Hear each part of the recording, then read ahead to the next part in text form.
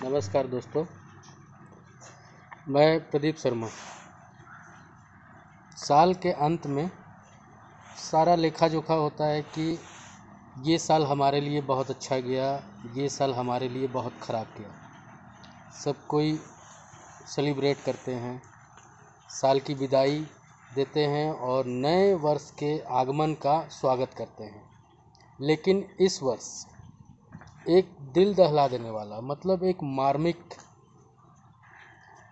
मार्मिक पत्र जो था एक बच्ची के द्वारा चेन्नई उसके साथ एक घटना घटित हुआ था, उसके साथ कुछ गलत हुआ था इसी साल 2021 में। ये साल पता नहीं न्यूज़ वाले या समाचार चैनल वाले इस समाचार को दिखाने की प्राथमिकता क्यों नहीं किए, ये अलग बात है। लेकिन इस समाचार को पढ़कर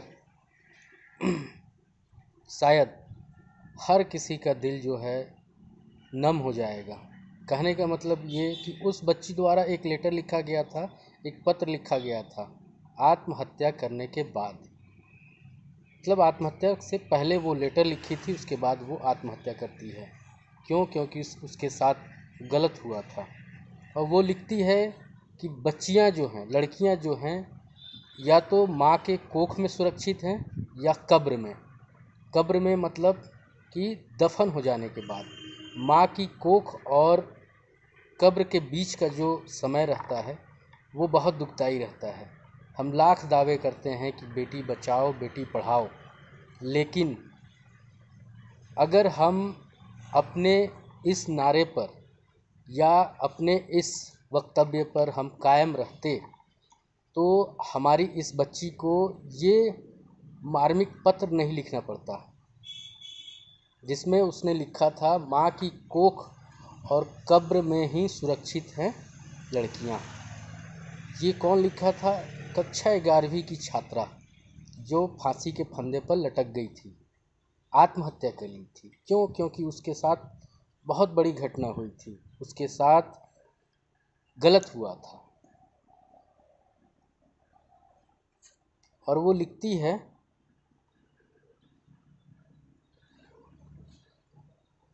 कि ना तो शिक्षकों पर भरोसा है, ना रिश्तेदारों पर भरोसा है। हर माँ बाप को अपने बच्चों और लड़कों को सिखाना चाहिए कि लड़कियों का सम्मान करें। बहुत बड़ी बात लिखी है उसने। और उसने ये भी लिखा है कि लड़कियां जो हैं माँ की कोख में और कब्र में, इन दो जगहों पर अपने आप को सुरक्षित महसूस करती हैं, अन्यथा कहीं भी वो अपने आप को सुरक्षित महसूस नहीं करती हैं। ये जो है, जो उस बच्ची ने लिखा, वाकई में बहुत मार्मिक पत्र था, बहुत मार्मिक पत्र था। समाज के वो बुद्धिजीवी कहाँ हैं जो अपने आप को समाज का रक्षक समझते हैं? बात बात के लिए धरना प्रदर्शन आंदोलन किया जाता है। कभी कभी आंदोलन महीनों सालों चलते हैं, लेकिन क्या कभी किसी ने ये मांग किया कि हम अपनी बच्चियों के लिए एक आंदोलन करें, एक धरना दें, ताकि हमारी बच्चियां जो हैं सुरक्षित रहें?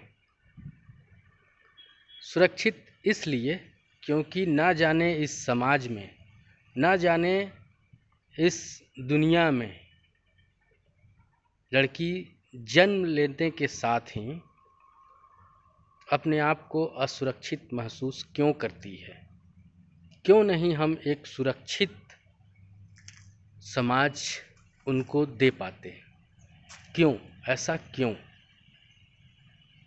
उस लड़की का पत्र जो है, उस लड़की की जो लाइन जो थी, या तो लड़कियां माँ की कोख में या लड़कियां कब्र में सुरक्षित हैं, उस लाइन ने मुझे जो है झकझोर कर रख दिया। और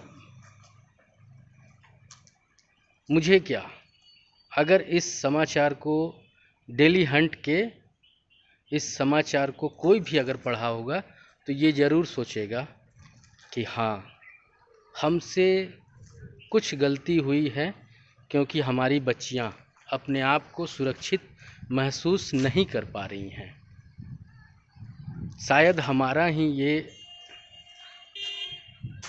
देन है या हमारी एक कमी है, जिसके कारण हमारी आपकी लड़कियां जो हैं सुरक्षित नहीं हैं। नहीं तो उस बच्ची को ये लिखना नहीं पड़ता कि बच्ची लड़कियां जो हैं अपनी माँ की कोख और कब्र में सुरक्षित हैं। क्या घटना घटा होगा उस बच्ची के साथ, आप सभी जानते हैं। मुझे बहुत दुख है इस बात का। समाज में, हमारे देश में हर जन प्रतिनिधि जो हैं, हम ही आप चुनते हैं उनको। वो राज्यसभा, लोकसभा, विधानसभाओं में बैठते हैं। वो अपना कर्तव्य ठीक से क्यों नहीं निर्वहन करते? क्यों नहीं वो फांसी की सज़ा को अनिवार्य करते हैं? शायद अगर फांसी की सज़ा अनिवार्य कर दी जाए तो जो ऐसे अपराध करते हैं उनके दिल में डर होगा कि सम्मान सभी का होना चाहिए। जैसे हमारा और आपका जीने का अधिकार है, वैसे हमारी बच्चियों को भी जीने का अधिकार है। वो भी अपने सम्मान से अपना सिर उठाकर जी सकती हैं इस समाज में। क्यों उनको हे दृष्टि से देखा जाता है? क्यों उनके साथ ही गलत होता है? ये सवाल जो हैं मेरे मन में बहुत दिन से चल रहे थे। मैं यही प्रार्थना करता हूँ कि भगवान उसकी आत्मा को शांति दे, और हमारे समाज में जो बुद्धिजीवी हैं और हमारे द्वारा जो चुने हुए जनप्रतिनिधि हैं, जो बड़े बड़े दावे करते हैं कि बेटी पढ़ाओ और बेटी बचाओ, साहब अगर हमारी बेटियों के साथ ऐसा होगा तो हमारी बेटियां बचेंगी कहाँ? उनके लिए कुछ किया जाए। निर्भया हत्याकांड, बहुत लेट से फैसला आया और उसमें एक निर्भया फंड बना दिया गया कि किसी भी बच्ची के साथ अगर कुछ होता है तो उसको कुछ फंड के द्वारा सहायता प्रदान की जाएगी। हम ऐसा क्यों सोचते हैं? हम एक सुरक्षित समाज की कल्पना क्यों नहीं कर सकते? क्यों हमारे अंदर या आपके अंदर डर है कि अगर हम फांसी की सज़ा अनिवार्य कर देंगे तो हमारा विरोध हो जाएगा? नहीं होगा। मैं तो कहता हूँ अगर 10 व्यक्ति अगर कहीं खड़े हैं, उसमें से अगर 2 व्यक्ति बुरा होगा तो 8 व्यक्ति उसका समर्थन जरूर करेगा। मैं खुलकर समर्थन करता हूँ कि साहब आप सभी जनप्रतिनिधियों से निवेदन है कि आप सभी जो हैं फांसी की सज़ा जो है अनिवार्य करवा दीजिए, ताकि हमारी बेटियां जो हैं वो सुरक्षित रहें। उनको ये ना लिखना पड़े कि बेटियां जो हैं माँ के कोख में या कब्र में सुरक्षित हैं। मैं यही आशा करता हूँ आप सभी से, और समाज के बुद्धिजीवों से यही निवेदन करता हूँ कि बड़े बड़े आंदोलन जो आप करते हैं, काश एक आंदोलन इसके लिए करें कि जो अपराधी हैं, जो इस प्रकार के घिनौने अपराध के अपराधी हैं, उनको फांसी हो और उनकी पुनर्विचार याचिका पर सुनवाई ना की जाए। उनका वो अधिकार छीन लिया जाए, समाज से उनको बहिष्कृत किया जाए। धन्यवाद।